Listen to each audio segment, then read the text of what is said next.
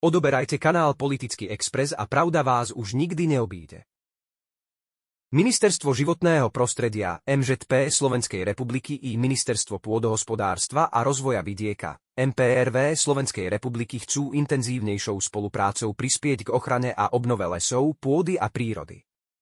Na štvrtkovom stretnutí sa zástupcovia oboch rezortov zhodli na potrebe schválenia národného programu výsadby lesov, ktorý bude reagovať na ich dramaticky sa zhoršujúci stav. Informoval o tom Envirorezort. Minister životného prostredia Tomáš Taraba, nominant Slovenskej národnej strany, zdôraznil, že aj po vzore Českej republiky musí Slovensko začať s masívnou výsadbou vhodnej štruktúry zmiešaných lesov. Aj medzinárodné inštitúcie jasne dokazujú, slovenské lesy sú prestarnuté a choré. Ich vitalita, schopnosť zachytávať CO2 zásadne klesá.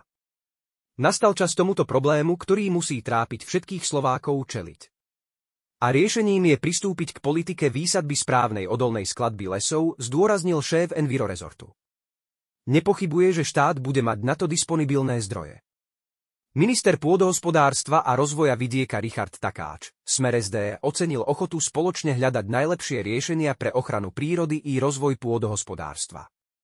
Jedným z príkladov je aj pomoc, ktorú poskytli Lesy Slovenskej republiky národným parkom pri plnení cieľov plánu obnovy, ako aj hľadanie riešení pri zvýšení využívania zachytávania CO2 v poľnohospodárstve, pripomenul Takáč.